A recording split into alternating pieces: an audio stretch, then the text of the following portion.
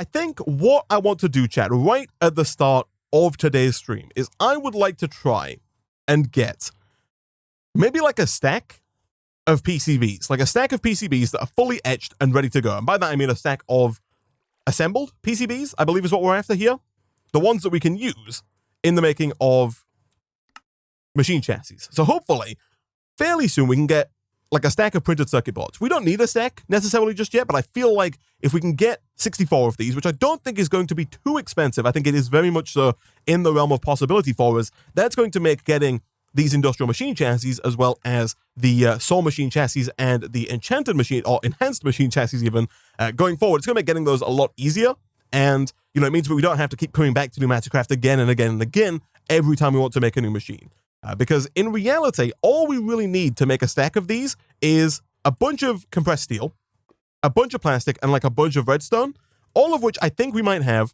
And then we, of course, have to run everything through all of the machines that we set up in the last stream, which is what leads me to the first thing that I would like to work on, and that is speed upgrades. You may remember in the last stream, working with some of the stuff from Pneumaticraft can be very, very, very, very slow, especially when you add all of the machines together. Things can kind of compound to create a very slow experience where you have to wait for the air compressor to get up to the pressure for the pressure chamber to work, and then you have to wait for the drones to bring the resources in, and you have to wait for the UV light box to work with your circuit board, and then you have to wait for the etching acid to etch the circuit board, and it's a whole thing. And so I think if we can get 10 speed upgrades, because that seems to be the maximum that most machines can take. You'll see here it says max equals 10, and I think the light box does also have a max of 10. I think what we can do at that point is we can basically move those speed upgrades from machine to machine to machine to make our lives a whole lot quicker. Now, to make it, we do need 40 sugar, 40 lapis, and 10 buckets of lubricant if we're going to get 10 of these. The lapis and the sugarcane should not be an issue. We do have, I believe, well over 40 lapis over here. We do have 192, perfect. And you know what, real quick, I didn't quite realize we had so much lapis. I'm going to go ahead and upgrade the luck on my pickaxe here. So we go from Fortune 2 up to Fortune 3. That's something I've been meaning to do for quite some time. Another thing that I did between streams, chat, is I've added a mechanical miner right here, so that basically I can do this and have it auto break the sugarcane to allow me to basically just manually or automatically even harvest a large amount of the sugarcane using the stat here. If we're going to get the lubricant, the easiest way for us to do that is to run our diesel here through the thermopneumatic processing plants, I believe. We can also purchase it from the store, but purchasing it from the old Amazon tablet here does require 5 emeralds per bucket, which would mean that we need 50 emeralds if we wanted to get 10 buckets worth. I think it's going to be much easier for us to run 10 buckets of diesel with 10 redstone through the system into 10 buckets of lubricant. Right now, we only have 8 buckets of diesel, but I think that is fairly easily fixable. I did go ahead and put down the coronary generator back over here to keep the pump jack going, and we do now have 20 buckets of oil left. Now, our system is currently out of lava, and there's a few things we need to fix here. One, we could do with some kind of like buffer here to store the plastic, because right now you'll see that we're kind of backing up on plastic. Now, I did mention mere moments ago that I would very much so like to get a stack of circuit boards. If we're going to do that, we're going to need 64 green plastic. So I'm kind of thinking, chat, right out of the gate here, and you can't do this with that, I guess, but I'm thinking what I might do right out of the gate here is see if we can't get 64 green plastic. I'm kind of hoping that all we really need for green plastic is green dye. Ah, yes, okay. So the chat has handily pointed out here that you can, in fact, put cactus into the old mechanical squeezer, and that will get you many, many more cactus green for your cactus, which is very nice indeed. Thank you, chat. So if we're going to throw this in, we did find out in the last stream that it really doesn't take that much dye to make plastic. So I'm kind of hopeful that if we put that in, that maybe we can just make a stack of green plastic. So I will click lock selection and then click green plastic here. It does appear that, alas, despite the fact that you would assume green plastic is made solely from green dye, that does not appear to be the case, and it looks like we do need at least a little bit of red and blue in there as well to make it happen. That's fine. We should be able to fairly easily get some more red and blue dye here. I think we have like 1 red dye. Yeah, we could definitely do with getting some more going.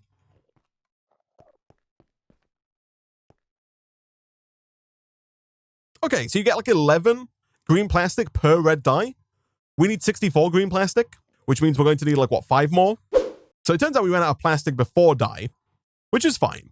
And that leads me on to the next kind of issue that we can fix with this system here. And that issue is the issue of heat. So we set up this system in the last stream that allows us to automatically place down lava to heat up our refinery.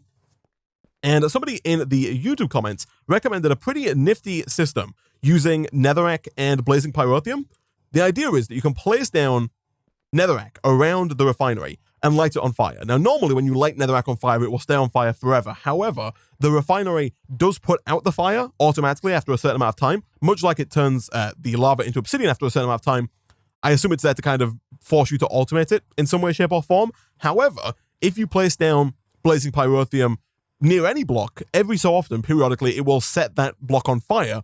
And so if you do it with netherrack, that netherrack, of course, stays lit for a while until the refinery puts it out, at which point the blazing pyrotheum relights it, and you kind of have this free, infinite source of heat for your refinery, and I guess potentially as well for your thermopneumatic processing plant. So let's go see, chat, if we can't grab a bucket of pyrotheum, which I think we should have. I'm pretty sure I saw some pyrotheum in the nether. So I think that the pyrotheum... Oh, there it is. Okay, so this is the pyrotheum here. It's also... Oh, no, don't die here. It's also where the nickel is, by the looks of it. There is some nickel ore here. So as you can see, the pyrotheum kind of automatically lights adjacent blocks on fire. So if we take a bucket of this and we take it back home, for now I think one bucket is going to do us just... actually, no, we probably do want 2 buckets if we can wrangle it. We do have the reservoir, so I think I will try and grab at least a few more buckets here. And then if we do a quick slash home, what we can do is we can grab some of the netherrack that we have over here, and we can put that netherrack down around the refinery. So let's do a couple of things. First things first, I didn't mean to delete that there, that's fine, but let's get rid of the cobblestone. We can put this back down in a second if needs be. We can get rid of the tank. We can get rid of the cabling here. And we can also get rid of the old miner as well. Let me go and dump some stuff back into the old storage drawers. Also, let's do a quick one of those, so we can actually use our ring again. Perfect. So, the idea, chat, is that we're going to have netherrack. Basically, it does make it a little awkward to use the refinery, I'm not going to lie. But the idea is that we're going to have netherrack on the 4 blocks around the base of the refinery. So like here, here, here, and here.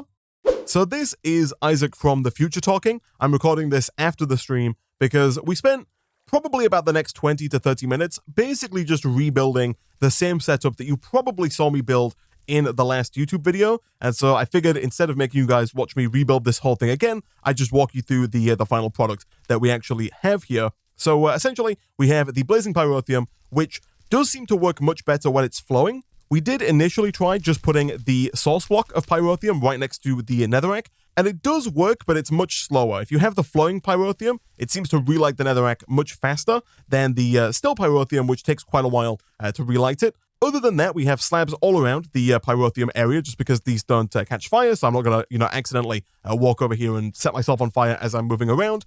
We have the oil pumping in to the top of the refinery to make sure that all of the bottom sides here are able to be heated up with fire to get maximum temperature in the refinery, which is currently sitting at over 600 degrees Celsius, so more than hot enough to turn that oil into LPG and diesel. The diesel is then pumped out of the bottom all the way around into this tank here. Again, we didn't want to have a fluid transfer node on the side because that would get rid of one of the sides for fire and therefore bring down the temperature of the refinery. The LPG is pulled out of the top, sent around into the top of the thermopneumatic processing plant, which has the exact same setup, but this time it has a hopper right about here. This one is missing 1 block of fire there, but is still getting well over 1000 degrees Celsius, which again is more than enough to turn the LPG here into plastic, which is then being pumped out again through the bottom around into this plastic mixer, ready to be turned into plastic. And on top of that, I also took the 10 buckets of diesel that we had, combined that with 10 pieces of redstone to get 10 buckets of lubricant, and then used those 10 buckets of lubricant to make the 10 speed upgrades, which is what Isaac of the past has just finished doing. And so now, chat, now that we have the 10 speed upgrades, what we can do is we can take, first of all, a lot of this stuff out of our inventory and dump it in here. So things like the Drop of Evil, let me do a quick double right click on there to get rid of some of the other stuff. We don't need the slabs, the basalt, the wither skeleton skulls, a lot of this stuff we do not need to be holding on to. The only thing that we currently need at the moment are the 32 green plastic. And then if we're going to make the PCBs, we also need 32 compressed steel. Now, somebody in the YouTube comments did also point out that you can turn the steel ingots into compressed steel via the pressure chamber. Like before we were doing it with the explosion does work, but you do lose 20%. If you do it in the pressure chamber, you get to keep all of the resultant material. So essentially, all I'm going to do here is we're going to go ahead and drop half a stack of steel into there. And then, of course, plop that lid back on like that.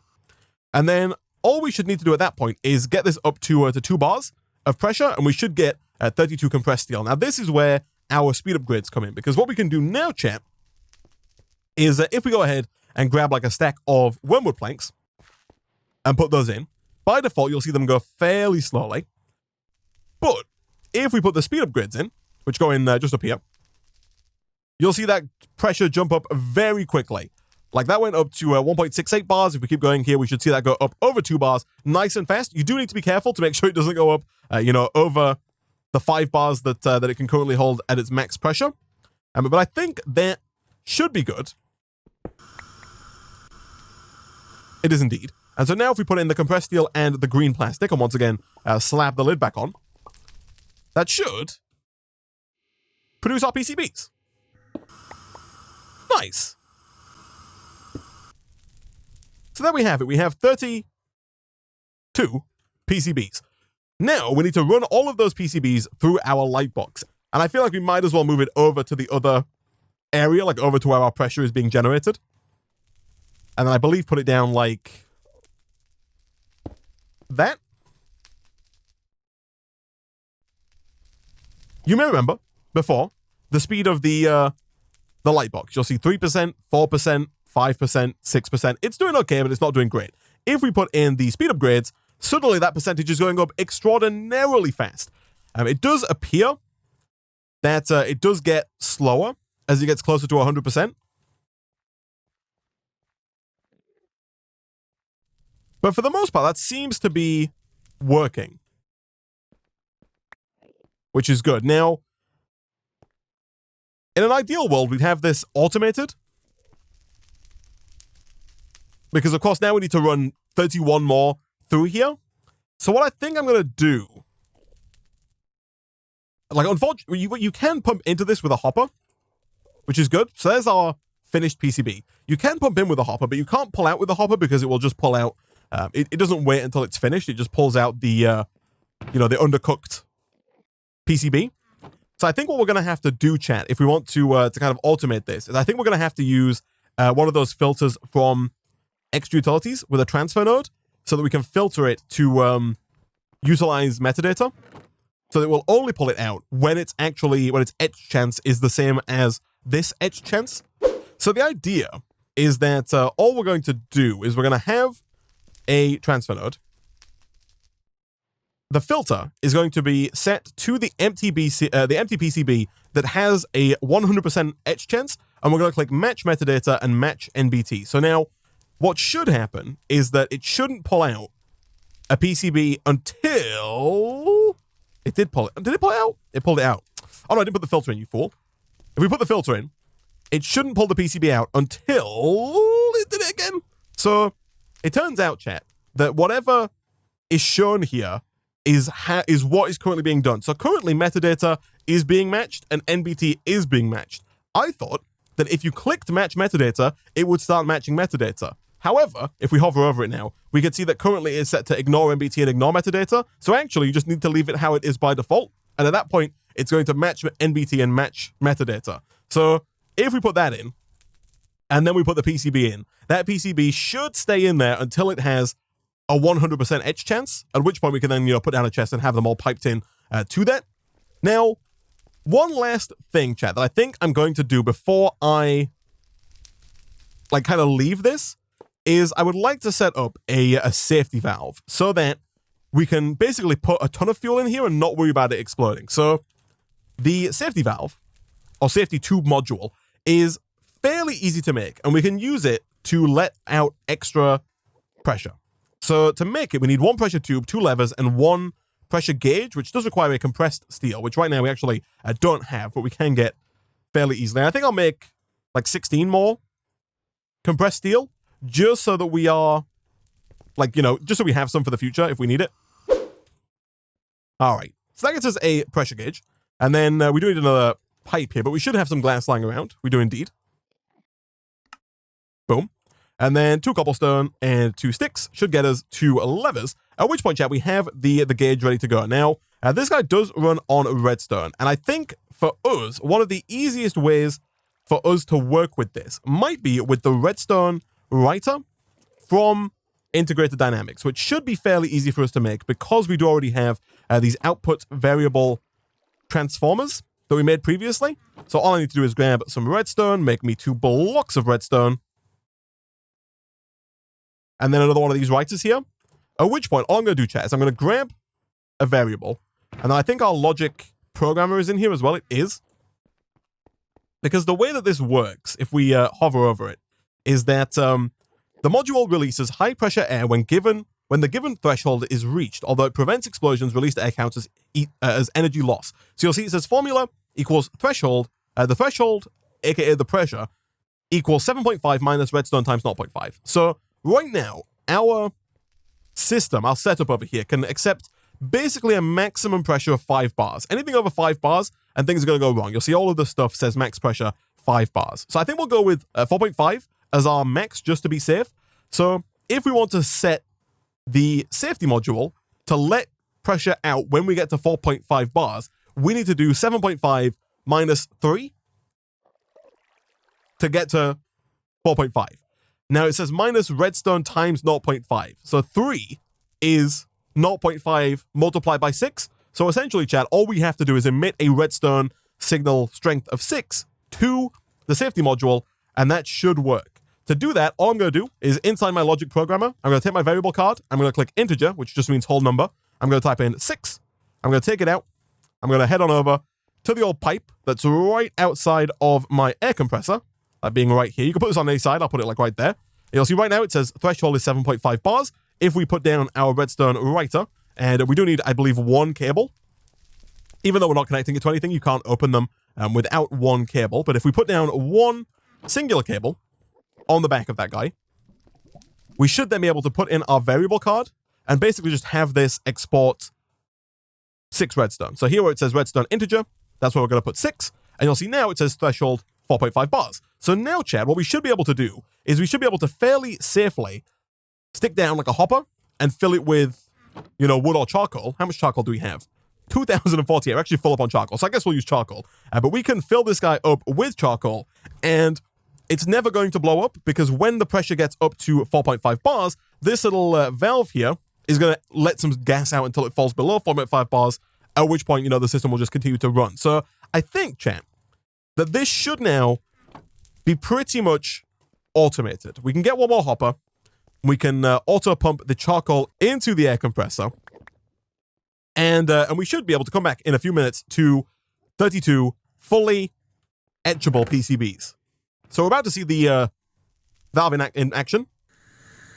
You'll see there, once it got above 4.5, it just lets some out until it's back down below 4.5. Because we have charcoal in here, it's probably going to keep it there. We could probably take some speed upgrades out, actually,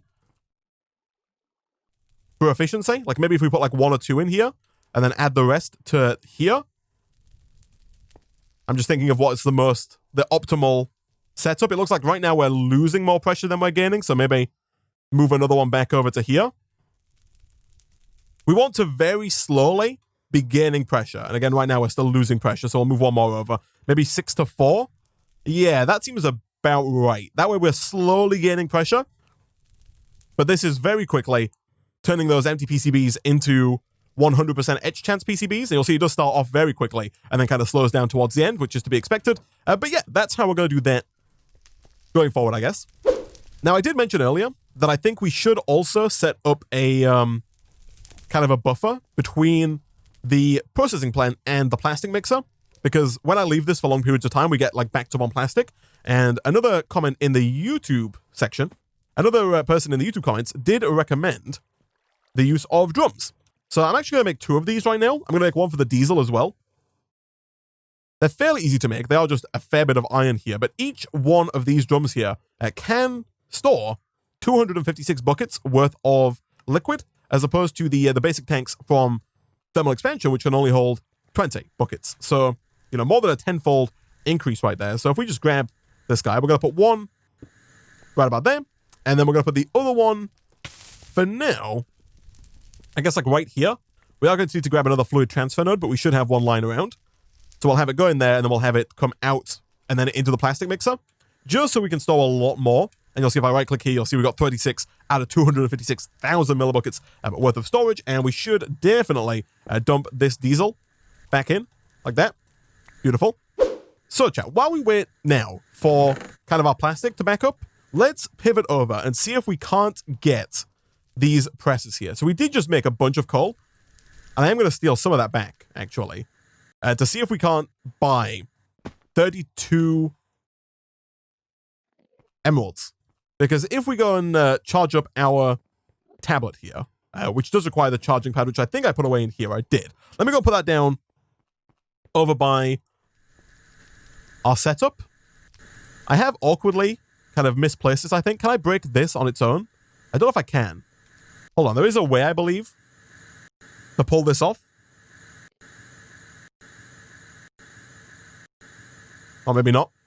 Because what I should definitely do, chat, is I should definitely put the... Let me take some fuel out. Let me take the speed upgrades out so it doesn't blow up on me. I should definitely put the safety tube up top so that we can put the charging pad down here like that. And at that point, we can then, of course, have the redstone lighter back on like that, and our cable down behind it, and then the same variable back in again. Like that. That should, hopefully, work just fine. And at that point, we can then also charge up our Amazon tablet as well. Okay, so if we fill this up with coal, we've got 1, 2, 3, 4, 5, 6 and a bit stacks of coal. I think we've got 406 coal. So, if I wanted emeralds, what's 406 divided by 16, you ask? The answer, 25 emeralds. Can I buy 25 of your finest emeralds, please? The answer is yes. That should leave us some left over, so I'm going to, like, take one. While the drone is doing its delivering, let's move this guy underneath here and get more coal.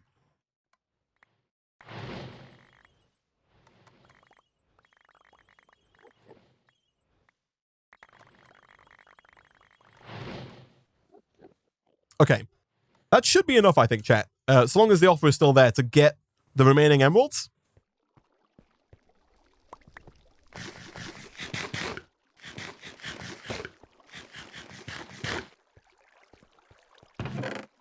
We'll dump all those in there. We'll take out those emeralds while we can. We need, what, 7 more? This tablet's going to die on me in a minute, chat. 1, 2, 3, 4, 5, 6. Yeah, I'll take, like, 16 more. But there we go, chat. We have 41 emeralds. Nice. Nice, nice, nice. So now, what we should be able to do is we should be able to put those emeralds into here and then place an order for each of the presses. So if we do 1, 2, 3, and 4, place that order. That should take 32 of those emeralds via 4 different drones, apparently, and should place 4 presses in there. Look at that, chat. Beautiful. There we go. All 4 of the presses. The advancement press your luck has been completed. Perfect. All right. Let's go take a quick peek, chat, and see how well our PCBs are doing. I think that we should almost be there on the 32 PCBs. We are at 28. That's actually very close. All right. Chat, the empty PCBs are finally done. We can go ahead and take all this charcoal out of here now to stop wasting that. So if somebody in the Twitch chat could start a 5-minute timer, in 5 minutes we should come back to 32 finished PCBs. While we wait for those, chat, let's see if we can't get like the very basics of an applied energistic system up and running. So now that we have the presses, the first thing we're going to need is an inscriber. The inscriber is what allows you to actually use the presses. You can use it to make all of the logic circuits, all of the circuits. For example, the logic circuit, as well as things like the engineering circuit, and also the silicon and the calculation circuit. So the inscriber is pretty easy to make. It's 5 iron ingots, 2 sticky pistons, and then 1 fluix crystal. The fluix crystal is 1 charged Certus quartz, 1 nether quartz, and 1 redstone dust in a puddle. So to get that, we do need a charger, because by default, our Certus quartz is not charged. Now, I don't think that we currently have any charged Certus quartz, and I don't know, chat, if you can get charged nether quartz ore. It looks like you totally can.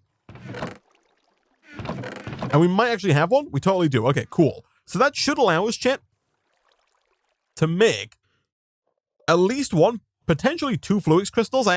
You get 2 at a time. Beautiful. Okay, so we should be able to make a charger, I think, here fairly easily, and that is definitely the first thing that we want to make, because that's going to allow us to make more charged Certus quartz and therefore more fluix crystals. And we are going to need quite a few fluix crystals. So if you take 1 charged Certus quartz, 1... Oh, we should probably get like a new puddle for this, eh?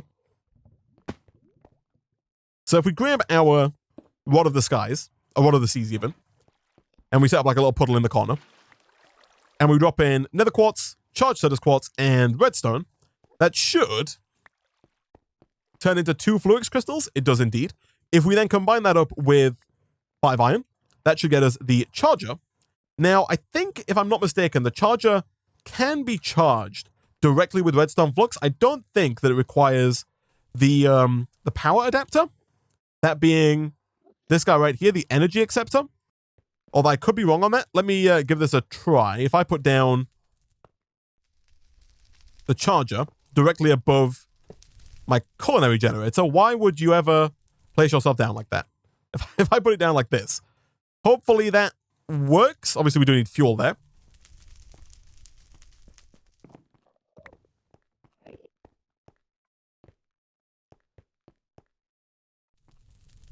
That does indeed charge. Beautiful. So at that point, chat, we can grab some of the Certus quartz, which we got from mining Certus quartz ore in the nether, and we might have to do some more mining because we don't actually have that much of it.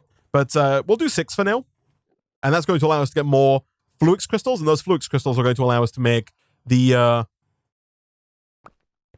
inscriber. So I believe this is random. You'll see right now it's still Certus quartz in the top left there. Give it a second, and it will eventually turn into charged Certus quartz. Sometimes it happens instantly, like that. Sometimes it takes a second. I believe the amount of time it takes is random each time. So we'll take all 6 of these, and I think we will make 12 more fluix crystals.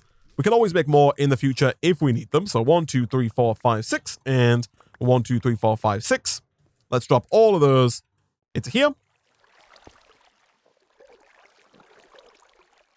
Perfect. And then at that point, chat, we should have what it takes to make the old inscriber. We are going to have to get 2 pistons, which of course is more redstone, more iron, and some cobblestone and wood. That's fine. We also need, of course, some slime balls, which should be very doable, of course. We can make our slime by dropping, I believe it was cactus, over into our mana pool.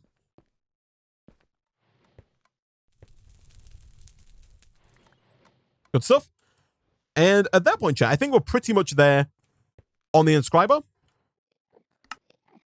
And so we can now start looking at getting some of those circuits. Nice. This guy does require power. And so we are going to have to get the energy acceptor, I believe, in order for this guy to work. Chat is letting me know that my timer is up. Nice. So we now have 32 unassembled PCBs. So we will come back to those and see about using those with the transistors and the capacitors to make them into the actual printed circuit boards that we can then use to make all the chassis to make better machines than we have right now. For now, though, I believe that the inscriber does require... Let me test this. I can put it down next to the culinary generator, but I think it does require... Oh, no, you can power it directly on here. Interesting. Okay, so I believe, chat, the bare minimum that we probably want to get here is a storage bus. The storage bus is going to allow us to hook up our draw controller to an ME network so that our applied energistic system can access every item in all of the storage drawers. And we're also going to want to get a crafting terminal. That being this guy right here. So if we're going to make both of those, the storage bus is definitely, I think, the easier of the two. It needs one sticky piston, one regular piston, and then one ME interface. The ME interface is iron, glass, and then an annihilation and a formation core. The annihilation core is made with nether quartz, fluix dust, which is fluix crystals through the sag mill, and the logic processor. And then the formation core is another fluix dust, a Cetus quartz, charged or not, and another logic processor. The ME crafting table requires a calculation processor, which is made with Cetus quartz. It does need to be pure Cetus quartz, which is awkward. So we might have to make some crystal growth accelerators. These are actually not too bad, albeit a little expensive.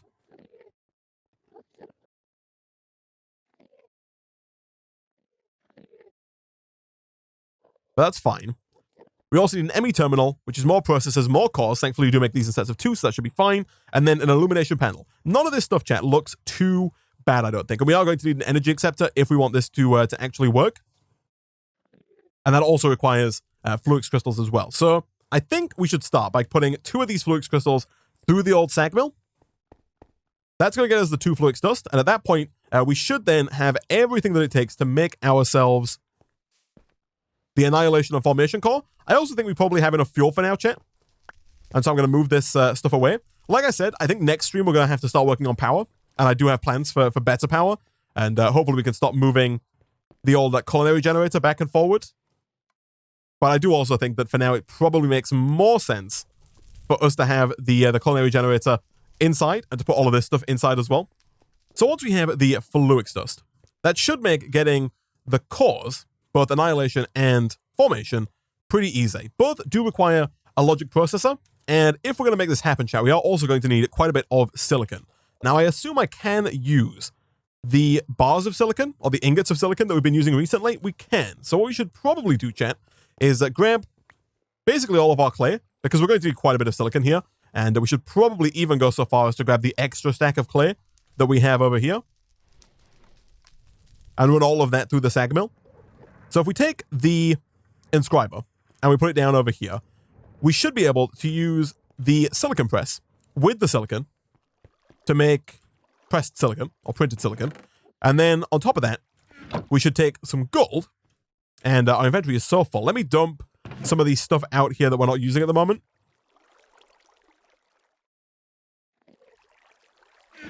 But we should also take some gold and some redstone, because the gold and redstone is going to allow us to turn that silicon into an actual processor that is usable. So over here, let's do silicon plus silicon. Unfortunately, you can only put one in at a time. There is an advanced inscriber that allows you to stack these and make them a little bit faster. But for now, this is going to have to do. Once we have 2 of those, we can swap out the silicon press for the logic press with the gold. That's going to make us the logic processor. That being this guy here, or the logic circuit even. We can then combine the logic circuit with redstone and silicon to actually get the logic processor, and we need 2 of those. So it ends up being U, U, and U. And at that point, chat, it should just be a case of grabbing 1 nether quartz, 1 regular Cetus quartz, and then enough wood and cobblestone to make some pistons. And I think we should have everything that we need at that point to make the storage bus. So we'll make 2 pistons. We will, of course, once again, grab a cactus, turn that into a slime.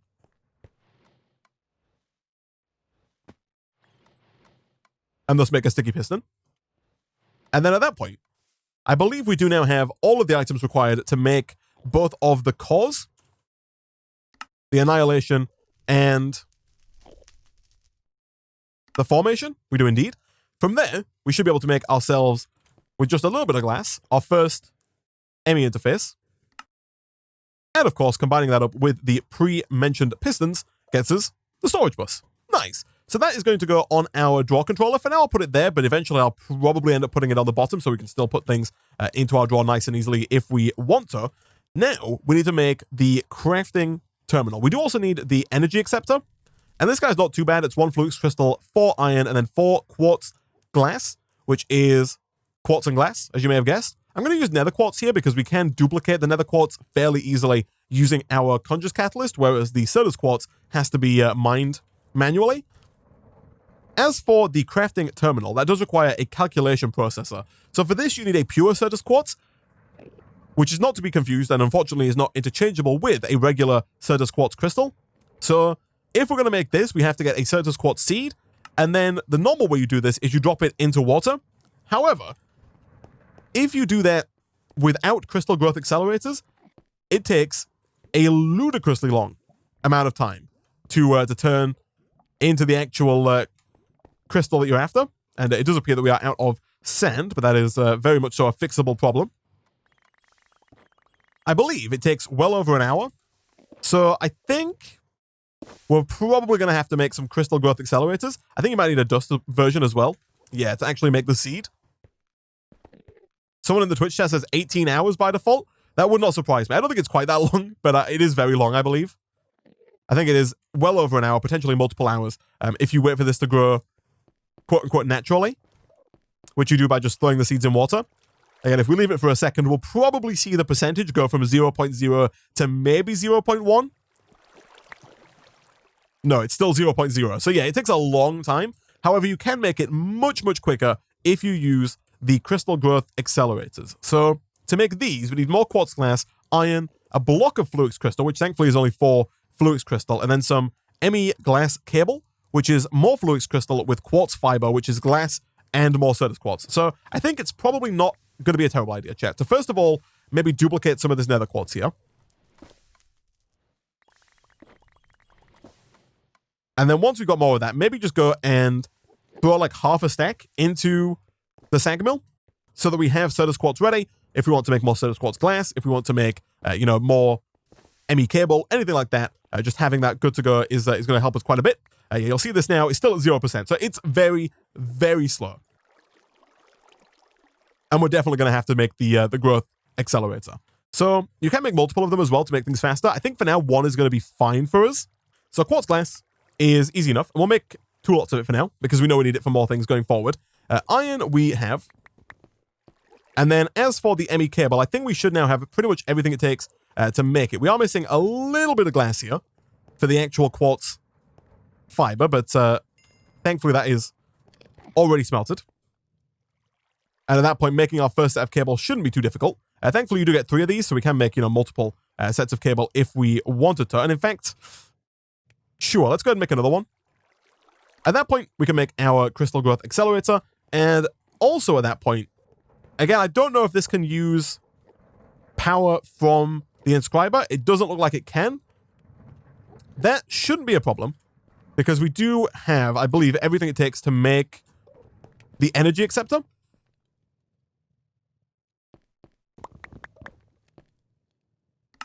We do. Nice. So, I think we're going to have to move our water, but that is fine. There's no real reason to have it in that corner there. If we move it over here, all I'm going to do for now, chat, and this is very temporary placements here, but if we put down our energy acceptor here, this is going to allow us to transfer the energy that we're making from our culinary generator into energy for our crystal growth accelerator. You'll see it now says in the top left there, device online. So now if we put the water down and we throw in our seeds here, we should see that number on the seed go up a lot faster to the point where hopefully it's actually got a few % on it now. Maybe not. I'm hoping it's not too slow. We can, of course, if we want, make multiple crystal growth accelerators to speed this up even more. You can put up to 4 around 1 block, or I guess maybe 6 if you wanted to fully encase it. And as people have mentioned, we can make the crystal growth chamber, which is from an Applied ENERGISTICS add-on mod that makes this very quick, but does require 6 crystal growth chambers. How is this doing? 3%. So it's not super fast. It is still going to take a few minutes here to actually get that up to 100%, but it's not going to take hours like it did previously. So that is, I think, fine. I guess while we wait for that, we can probably make all of the rest of the components required for the ME crafting terminal. So if we're going to make the actual terminal here, this doesn't really seem too bad. 3 quartz glass, 2 glowstone, 1 redstone, and an iron. Unfortunately, we only have 2 quartz glass, but we do have the nether quartz required to make more.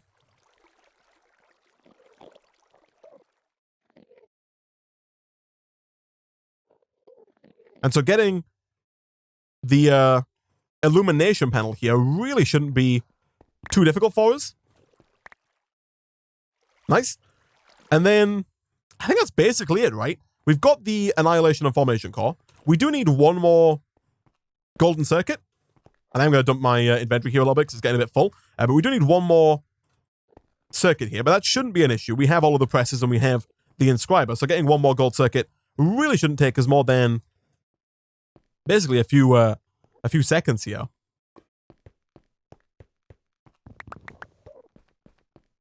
And at that point, I think we're basically there. Crafting table we can get. ME terminal, we've got the illumination panel, we've got the logic processor, we've got the annihilation cores. Yeah, we're just waiting on the calculation processor at that point, chat. Which is, I guess, good. It does mean that we just have to wait, right, for this freaking thing to finish. So, one more growth accelerator. Boom. So you can connect these up with cable. ME cable, that is. So I believe that we can connect these up, this next one up even, I should say, like so. You can transfer AE power via these cables. So if we put the other one down like that, and then put these in, they're currently at 35%.